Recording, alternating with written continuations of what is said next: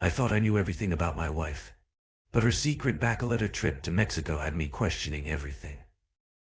From zero spending to a mysterious signal message. Join my channel to dive into the gripping tale of betrayal and uncover the truth behind her special connection with a stranger. Subscribe for more dramatic real-life stories of cheating wife. As I sit here, my mind racing with suspicion and anxiety, I can't help but feel that my wife's recent trip to Mexico for her friend's baccalaureate week has left me in the midst of the most significant crisis of my adult life. My usually observant, analytical nature has gone into overdrive, picking apart every detail of her journey. The credit card statement tells a peculiar tale. On that first Monday, up until about 9 p.m., it shows a flurry of activity: dinner charges, purchases at the hotel shop, bar tabs, and souvenir acquisitions. Then, as if someone had flipped a switch, the spending ceased entirely. Not a single peso was charged for the remainder of the week, save for a purchase during her layover in Dallas. When questioned, my wife, suddenly evasive, claimed her friend had taken over all expenses. While plausible, this explanation does little to quell the unease churning in my gut. What troubles me even more is the stark contrast in her social media behavior. My wife, typically an avid poster on Instagram and TikTok, sharing every mundane moment from lats to school pickups, has gone uncharacteristically silent. Her last post, a trendy TikTok of her jumping into vacation at the airport, marks the beginning of a digital void. I'd been eagerly anticipating updates, vicariously experiencing her trip through her usual stream of posts and stories. The absence of content is jarring, to say the least. Upon her return, I couldn't contain my curiosity any longer. "I can't wait to see all the pics you took," I said, hoping to spark a conversation about her adventures. Her response was dismissive, a stark departure from her usual enthusiasm for sharing experiences. She brushed off my interest, claiming she just didn't feel like taking pics that week. This uncharacteristic secrecy only serves to deepen my suspicions. As I grapple with these thoughts, I find myself questioning everything. What could have happened in Mexico to cause such a drastic change in her behavior? The lack of financial activity, the social media silence, and her evasiveness upon return all point to something amiss. Yet I'm left with more questions than answers, my mind conjuring scenarios I dare not voice aloud. I delve deeper into the social media activity surrounding the trip, focusing on my wife's friend. This friend had been posting regularly until about the third day of their vacation, but curiously, there were no pictures or tags of my wife. Even more perplexing, the friend had deleted all posts from the days leading up to the trip. The bride-to-be's lack of social media presence wasn't surprising, given her usual inactivity online. The oddity of the situation gnawed at me. Something must have transpired during that trip. While it might not be as straightforward as infidelity, the circumstances pointed to an unusual event that had altered the dynamics of their group. My wife's behavior at home only fueled my concerns.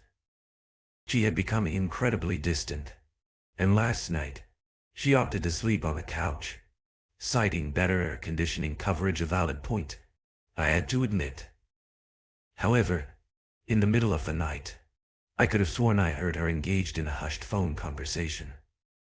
When I attempted to investigate, I accidentally stumbled over our dog, creating a commotion. By the time I reached the living room, she appeared to be sound asleep. This morning, I decided to address my concerns. "I'm not accusing you of anything," I began cautiously, "but all of this together is making me feel uneasy."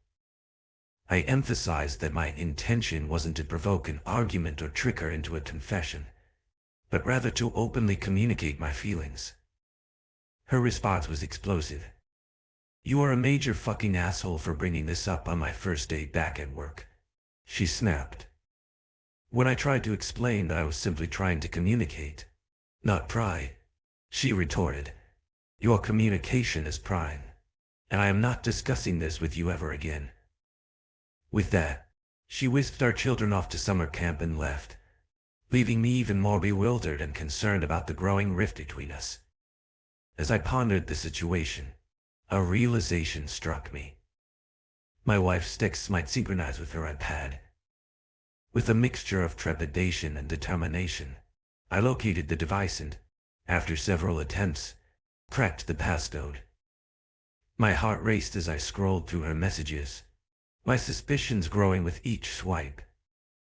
Then, I found it in a message from an unknown number, sent at 9:15 p.m. on the night of her arrival at the resort. The cryptic message read, "Okay, I'll meet you in the lobby. Is the app you said Signal?" A quick search revealed Signal to be a messaging app similar to WhatsApp, but it wasn't installed on the iPad.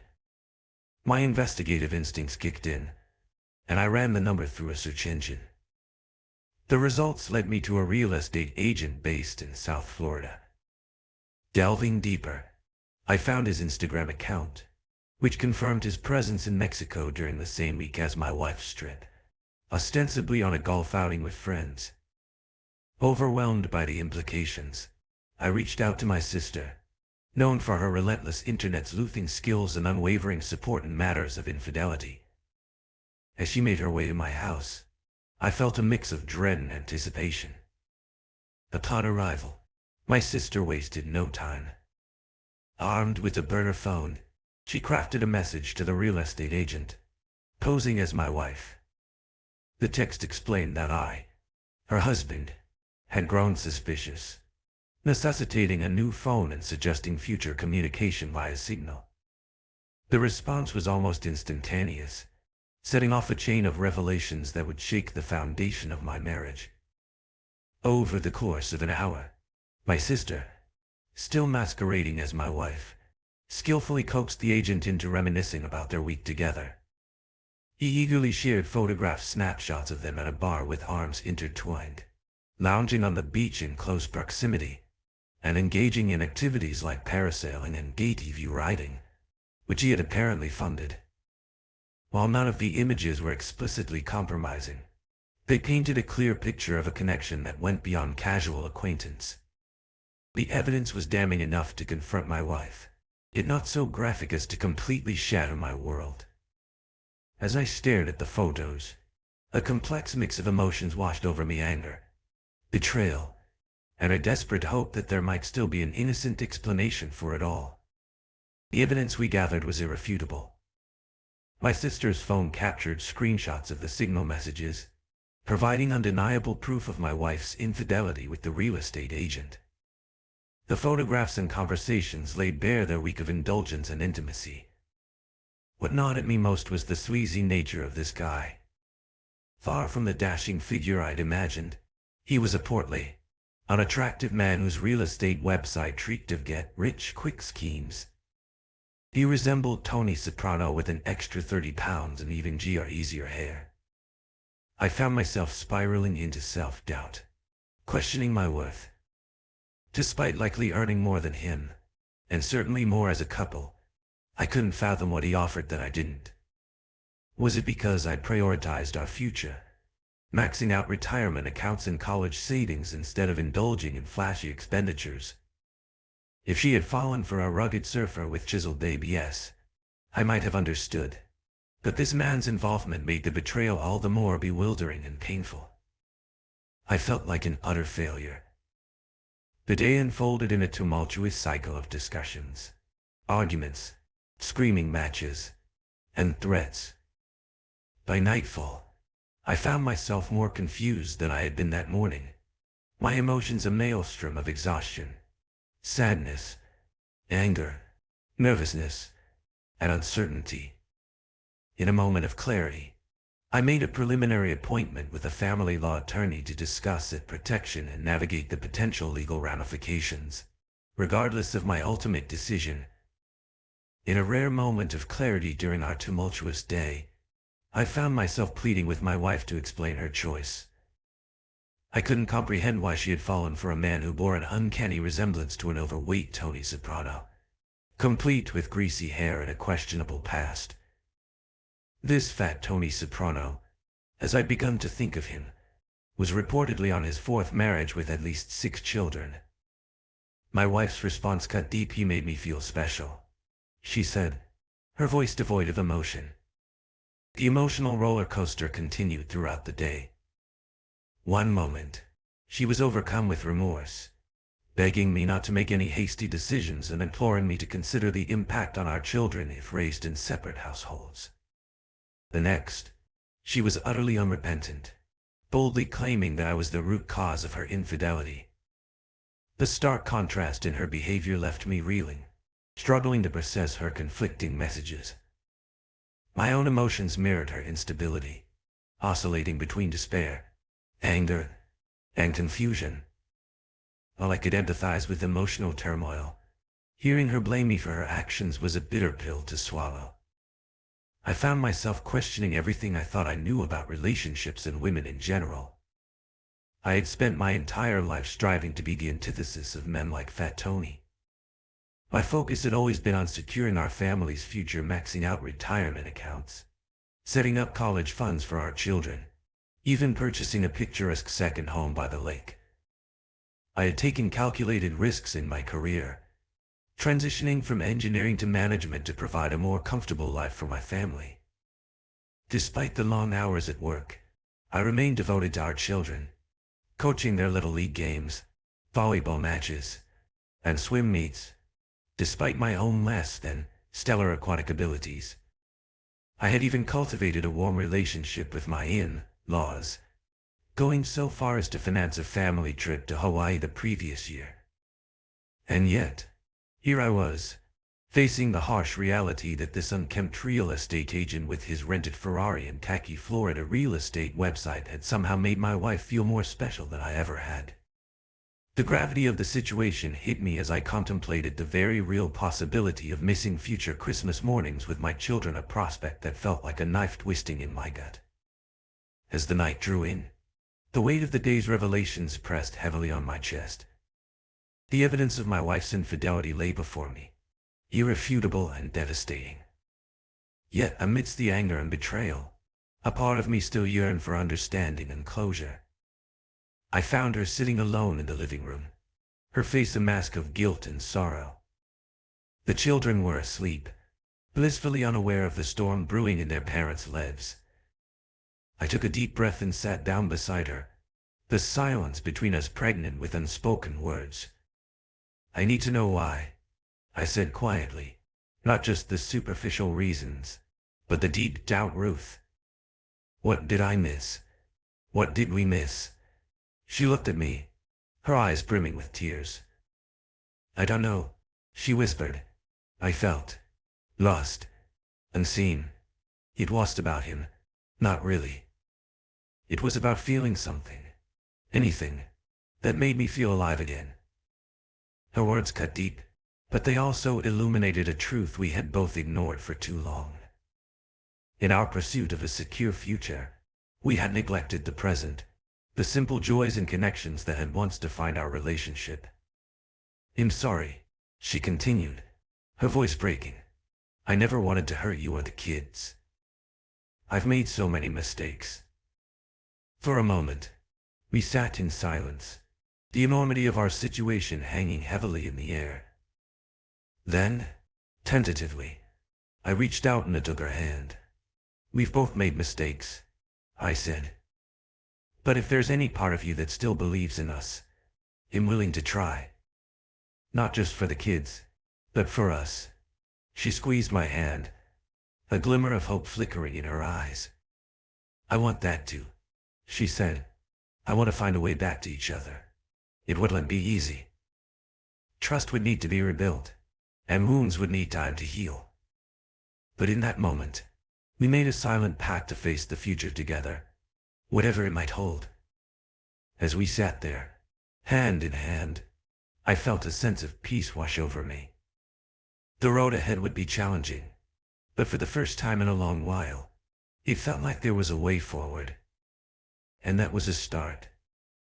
In the weeks that followed, we sought the help of a counselor, opening up about our fears, hopes, and regrets. It was a slow, often painful process, but it brought us closer in ways we hadn't anticipated. We learned to communicate better, to listen and to truly see each other. One evening, as we sat on the porch watching the sunset, I realized that while the past couldn't be changed, the future was still ours to shape. The love we had once taken for granted had been tested, but it had also been renewed. And so, with the sun setting on one chapter of our lives, we embraced the dawn of a new beginning. Together, we would navigate the challenges, cherish the moments, and rebuild our love, one day at a time. After 4 years of marriage, my wife's journey to fitness led her to a path of self-discovery and away from me. From the gym to the courtroom, we've been through a whirlwind of change, betrayal, and regret. Now as she seeks to mend what she broke, I'm left to decide if second chances are worth the weight of our past. Dive into our tangled tale of love, lust, and the pursuit of happiness. Subscribe for more gripping stories of relationships that hit the rocks. My wife left me after she got in shape and now wants to get back together. I find myself compelled to share this tale, perhaps in search of validation as my world has recently been turned upside down. I'm 32 years old, the supportive and loving husband. Had been married to my wife 33 years old for 4 blissful years. Our marriage was a testament to the deep love I held for her. In 2022, she succumbed to depression, primarily due to her demanding job. Being the concerned partner I am, I offered unwavering support and suggested she try the gym or any form of physical activity to alleviate her stress. My own battle with depression before our marriage had been conquered through regular exercise, so I knew its potential benefits. She agreed to my proposal, and we began our fitness journey together. However, my recent promotion at work increased my responsibilities, making it challenging to maintain our joint gym sessions. Despite this, I made every effort to accompany her when possible. My wife, initially on the chubby-sided trait I adored, started noticing changes in her physique, which motivated her to attend more frequently. This newfound routine not only sculpted her body but also proved instrumental in lifting her out of depression. Witnessing her transformation into a more vibrant and confident version of herself filled me with joy. As her self-assurance grew, our intimate life became more passionate and adventurous. However, this surge in confidence began to cast a shadow over our relationship. She immersed herself in a whirlwind of social activities, attending numerous parties and outings, to the point where she neglected her household responsibilities entirely. The situation escalated when, during a social gathering we attended together, I observed her engaging in flirtatious behavior with another man. When I expressed my concerns, she dismissively brushed them aside. After several similar incidents, I felt compelled to have a serious conversation with her. I explained that her newly discovered confidence and emotions were causing her to act recklessly, potentially jeopardizing our relationship. I carefully explained to my wife that her newfound confidence, while positive, shouldn't be the sole driver of her decisions and actions at this juncture. Drawing from my own experiences, I recognized this pattern as one of my former shortcomings, being excessively guided by emotions. In an attempt to address our issues constructively, I proposed we seek the assistance of a marriage counselor.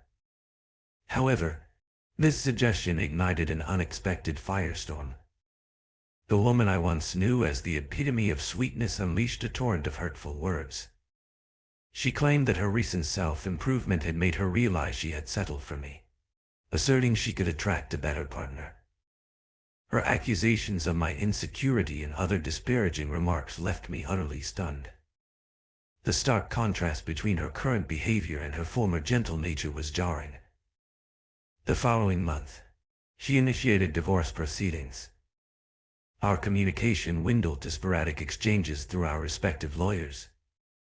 My legal representative informed me that our court hearing was scheduled for the upcoming month, with a high likelihood of reaching a conclusion then. The division of assets appeared straightforward. We had comparable incomes. The joint account is our only shared asset. Similar savings. And no children. The house, being my mother's property, was exempt from the division. I resigned myself to the impending end of our marriage. However, last week brought an unexpected turn of events when she called, her voice choked with tears. She expressed deep regret and offered repeated apologies. Yet, I found myself feeling not anger or sadness, but a profound sense of disappointment. Her complete silence since the divorce proceedings began, coupled with her abrupt departure from our shared home, had left me in the dark about her whereabouts or state of mind. I conveyed to her that reconciliation was no longer an option. Since then, she has been inundating me with messages. My family stands firmly behind my decision, urging me not to waver. Interestingly, my in-laws, who were initially shocked by news of our divorce, have now begun encouraging me to reconsider my stance and contemplate reconciliation. I remain resolute in my decision, with only the slightest doubt lingering. Seeking validation and a chance to express my thoughts, I find myself reflecting on recent events. The divorce is now official. As my lawyer described it, the process was as smooth as butter, given our minimal shared assets. Despite her attempts to engage in one-on-one conversations for closure, I maintained my distance, communicating solely through legal channels. It's not that I'm indifferent to her reasons for leaving or her actions during our separation. I simply prefer not to know. These past months of living independently have been transformative. Initially, nights were filled with tears and anguish, but as time passed, acceptance gradually took root.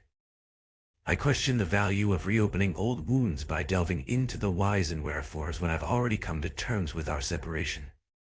For once in this tumultuous journey, I'm prioritizing my own peace of mind. The unwavering support of my parents and friends has been a beacon of strength, reminding me of the incredible support system I'm fortunate to have. Looking ahead, I've crafted a plan for personal growth and renewal. First on my agenda is renovating my home office, a project I've long contemplated. Simultaneously, I'm recommitting to my physical health by returning to the gym. While I'm generally satisfied with my physique, there's room for improvement in terms of body fat percentage. Adhering to a strict diet has proven challenging, largely due to my weakness for tiramisu, a guilty pleasure I'm not quite ready to relinquish. As for re-entering the dating scene, I've dipped my toes in the water by creating profiles on a few apps. The response has been encouraging, with a decent number of matches. However, I've come to realize that I'm not emotionally prepared for that step just yet. For now, my focus remains on nurturing my hobbies, prioritizing my well-being, and rediscovering my individual desires and aspirations. I stumbled upon a text that turned our world upside down, revealing my wife's secret photos for cash deal with her sister's husband. Subscribe to our channel for more gripping tales of betrayal that'll leave you on the edge of your seat. My wife Olivia and I have been together for 5 years, married for 3, and we have a 2-year-old daughter. Olivia comes from a close-knit family with 2 sisters, the eldest of whom is married to Marcus, a wealthy businessman. Last week, I decided to surprise Olivia by coming home early from work.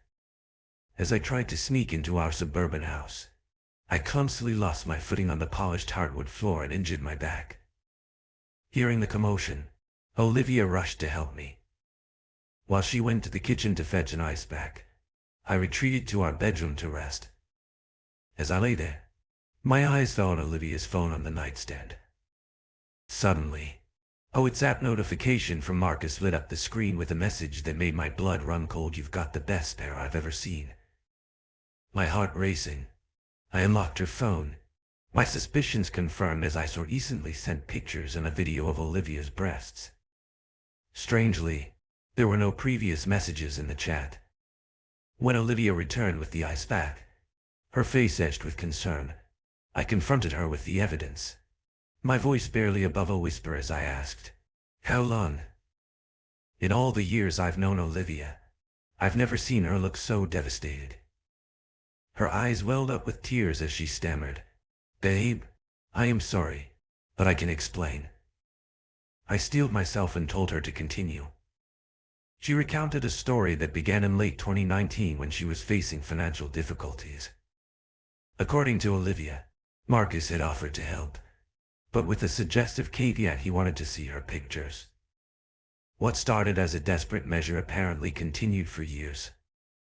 Olivia swore that it never progressed beyond this digital exchange, insisting it was purely transactional. Skeptical, I pressed her for proof, and she showed me a Venmo transaction Marcus had indeed paid her $300 just yesterday. Still reeling from the revelation, I pressed further. "It's been 5 years. Try to remember if anything physical happened." In my mind, I couldn't fathom how such an arrangement could remain purely digital for so long. Olivia broke down, tears streaming down her face, and promised she could provide more concrete evidence the next day, explaining that contacting Marcus immediately would arouse suspicion. I grabbed Olivia's phone and headed to a dimly lit bar downtown, drowning my sorrows in shots until the world blurred around me. When I finally staggered back home, Olivia was still on the couch, tears streaming down her face. Too numb to engage, I crashed on the sofa and then drifted into a restless sleep. The following morning, I tossed her phone back into her hands, prompting her to call Marcus. Their conversation unfolded like this: "Olivia, hey, I was wondering if you want some more pics." "Marcus, I'm short on money yesterday. I spent all of it." "Olivia, we can do something more this time and meet in person. I've changed my mind on that." "Marcus, no way. How much are we talking about?" The exchange turned my stomach, and I told Olivia that we were through before leaving for work. Though not wealthy, I prided myself on providing for my family. Now I felt like a failure, knowing my wife resorted to selling her privacy to maintain her lifestyle. Later that night, Olivia looked exhausted when I walked in. I demanded to know why she continued taking money from Marcus after our marriage and why she hadn't turned to me for help when we first met. She admitted that stopping seemed impossible once it began and that the money came easily. I left the house that night, informing her that she could keep the home and the car, but I wanted 50-50 custody of our daughter. Here I myself, still silent about the situation. A week has passed since it all unfolded. I've been staying at a hotel, returning home in the evenings to spend time with my daughter. Meanwhile, I've been in touch with divorce lawyers, while Olivia keeps insisting on marriage counseling. I confided in my cousin, the only family member I have nearby in the States. Visiting her the next day, she helped me see things more clearly. It dawned on me that part of my reluctance to divorce stems from defying my parents' wishes for an arranged marriage when I chose Olivia. Admitting to a failed marriage feels like wounding my pride. She also set up a meeting with a divorce lawyer and now infirm about keeping my house. I was just reacting emotionally before. Evidently, in our state, adultery doesn't affect a sex division, so a 50-50 split is likely. However, I might secure better custody since I'm employed and Olivia is not. Her involvement in sex work might also influence the court's decision in my favor. Olivia's father called me last night, in tears. He said he was at a loss for words and that, in my position, he would have probably left her too. Apparently, Olivia confided everything to her family after I hadn't been home for 2 days and had cut off all contact. It seems I should have done that sooner. And now Marcus is out of the house as well. I've decided to pursue a divorce. Reconciliation feels pointless when our entire relationship now seems like an illusion. After Olivia revealed everything to her family, my mother-in-law reached out, wanting to discuss the situation. She had been staying with Olivia since the incident unfolded. I returned to our house that evening, where her parents and her sister, Marcus's wife, Josie, were present. Once I arrived, Olivia asked to speak with me alone. Olivia recounted how Marcus began pursuing her when she was merely 16 or 17. For context, Marcus and Josie had been together for decades. This continued for almost 2 years, with Marcus making lewd remarks about her appearance. Olivia confided in Josie, but Josie dismissed it as attention-seeking. Olivia also refrained from telling her parents, fearing they would side with Josie, their favored child. Marcus ceased his advances for years, save for occasional flirting, until 2019. At that time, Olivia faced rental issues, leading to a transactional arrangement.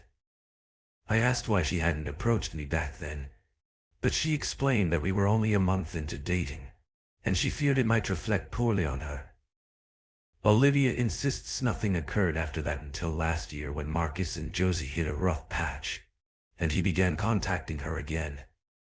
Initially, she ignored his advances, but feeling unappreciated after gaining weight from pregnancy, she mistakenly thought I had lost interest. In reality, I was caught up in 13-14-hour workdays, switching to a new tech stack amid massive layoffs, making it a tough period. She confessed she craved the attention and validation, dubbing herself an attention seeker, yet claimed she felt nothing for him. They exchanged photos and money on 3 occasions. She acknowledged it as cheating, even though there were no emotional or physical actions from her side, admitting she shouldn't have indulged. I questioned why she hadn't disclosed Marcus's harassment when we first started dating. She replied she feared I wouldn't believe her since it was in the past. When I pressed her on why she stayed silent the first time I found out, her reasoning remained the same. She assumed I'd doubt her because no one else was aware. It saddened me that she didn't trust me with such a serious matter. In a moment I regret, I asked her about a paternity test. It was a rash decision, born of emotional turmoil. Until then, she had been stoic, but upon hearing about the test, which made me cry too. After about 10 minutes, we calmed down, and she agreed to the test. She then asked whether we were heading for a divorce. I was uncertain. Josie confirmed the story Olivia told me. She suggested we draw up a post-nuptial agreement before I made another impulsive decision like that. Her words stung, a sharp reminder of the gulf between us. I couldn't believe she wasn't even trying to dissuade me. Afterward, she left with her parents. The next day, she called in tears, begging me not to file for divorce and proposing we try marriage counseling. I agreed, albeit with reservations. So here we are, navigating these strange and difficult days, moving forward with the post-nup. Her individual counseling sessions start next week, and our joint marriage counseling begins the following month. I hold on to the hope that we can rebuild our trust over time. Meanwhile, Marcus is denying everything, claiming Olivia enticed him for financial gain, and now my sister-in-law is seeking a divorce. Some might label me a pushover, but honestly, their opinions don't matter to me. Perhaps my decision seems incomprehensible because I've kept my emotions close to the vest. Articulating them has never been my strength. I'm proceeding with the paternity test and post-nuptial agreement to secure my assets. Divorce isn't off the table. One wrong move, and it's a certainty. For anyone expecting a dramatic twist where I get back at her by getting involved with her sister, it's not happening. Reality doesn't align with those tales. Anyway, I'm signing off now. And remember to take a break and enjoy the real world once in a while.